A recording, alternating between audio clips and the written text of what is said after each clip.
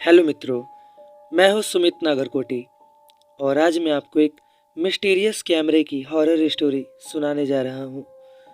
मेरा नाम रणवीर है और मैं एक फ़ोटोग्राफ़र हूँ। मुझे हमेशा से कैमरों और फ़ोटोग्राफ़ी का शौक़ रहा है। जब मैं छोटा था तो मेरे पास एक साधारण सा कैमरा था जिससे मैं अपने दोस्तों और परिवार की तस्वीरें खींचा करता था। जैसे जैसे मैं बड़ा हुआ वैसे मेरी दिलचस्पी फोटोग्राफी में और बढ़ती गई। मैंने एक पेशेवर कैमरा खरीदा और फोटोग्राफी सीखना शुरू किया। मुझे लोगों, जगहों और चीज़ों की तस्वीरें खींचना बहुत पसंद था। एक दिन मेरे दोस्त ने मुझे एक पुराने कैमरे के बारे में बताया जो उसके दादाजी का था। वह कैमरा 1930 का था और बहुत अनोखा और विंटेज लग रहा था। मुझे पुरानी चीज़ें बहुत पसंद है, इसीलिए मैंने उससे कहा कि वह कैमरा मुझे दिखाए। अगले दिन हम उसके घर गए और उसने मुझे वह कैमरा दिखाया। वह एक बड़ा सा बॉक्स कैमरा था जिस पर धूल जम गई थी। मुझे वह कैमरा बहुत पसंद आया। मेरे दोस्त ने कहा कि अगर मुझे पसंद है तो वह मुझे गिफ्ट कर देगा। मैंने खुशी से उस कैमरे को ले लिया। घर आकर मैंने उसे साफ किया और उसमें रील लोड की। मुझे उस कैमरे से तस्वीरें खींचने का बहुत मन हो रहा था। अगले दिन सुबह मैं उस कैमरे को लेकर घूमने निकला। मैंने कई जगहों की तस्वीरें खींची और मज़ा आ रहा था। मुझे 1930 का कैमरा इस्तेमाल करके अजीब सा एहसास हो रहा था। शाम को जब मैं घर लौटा तो मैंने रील निकालकर उसे डेवलप करने के लिए अपने डार्क रूम में लगा दी। थोड़ी देर के बाद जब मैंने फोटोज देखी तो मैं हैरान रह गया। हर फोटो में कहीं ना कहीं एक लड़की का चेहरा साफ नजर आ रहा था। वह कभी पीछे, कभी एक तरफ खड़ी थी।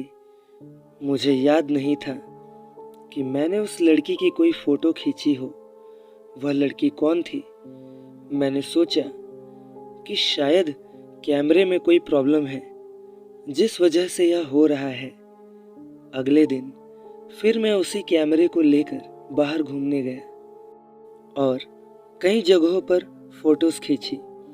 शाम को जब मैंने वह फोटोज देखी तो फिर से हर तस्वीर में वही लड़की दिख रही थी। मैं डरने लगा था। मुझे लगा कि शायद इस कैमरे के साथ कुछ प्रॉब्लम है। मैंने अपने दोस्त से पूछा कि उस कैमरे का कोई डरावना रहस्य तो नहीं है। तब जाकर उसने मुझे बताया कि वह कैमरा उसके दादाजी की प्रेमिका का था। दादाजी की शादी कहीं और हो गई थी, लेकिन वह लड़की उनकी याद में डिप्रेशन का शिकार हो गई थी। एक दिन उस लड़की की अचानक से रहस्यमयी परिस्थितियों में मौत हो गई। कोई नहीं जानता था कि उसका क्या हुआ। शायद उसी लड़की की आत्मा कैमरे में कैद हो गई है। मुझे बहुत डर लगने लगा। मैंने तुरंत उस कैमरे को अपने दोस्त को लौटा दिया और कहा कि मुझे वह नहीं चाहिए, लेकिन मेरे दोस्त ने मना कर दिया। कुछ दिनों तक सब कुछ ठीक रहा, लेकिन एक रात मुझे एक नींद में बहुत बुरा सपना आया। मुझे सपने में लगा कि मैं फिर से उसी कैमरे से फोटोज खींच रहा हूँ और हर फोटो में वही लड़की नजर आ रही है, लेकिन इस बार वह मुझे डराने की कोशिश कर रही है। मैं हैरान और डरा हुआ नींद से जाग गया। मुझे पक्का यकीन हो चुका था कि यह कैमरा हॉन्टेड है। अगले दिन मैंने उसे फेंक दिया और फिर कभी उसकी तरफ देखा भी नहीं। लेकिन तब से कई बार मुझे लगता है कि मैं उस लड़की को कहीं ना कहीं देख लेता हूँ और मैं तब से कैमरों से दूरी बनाए हुए हूँ, क्योंकि मुझे डर है कि कहीं वह फिर से मेरी लाइफ में वापस आकर मुझे हॉन्ट ना कर पाए।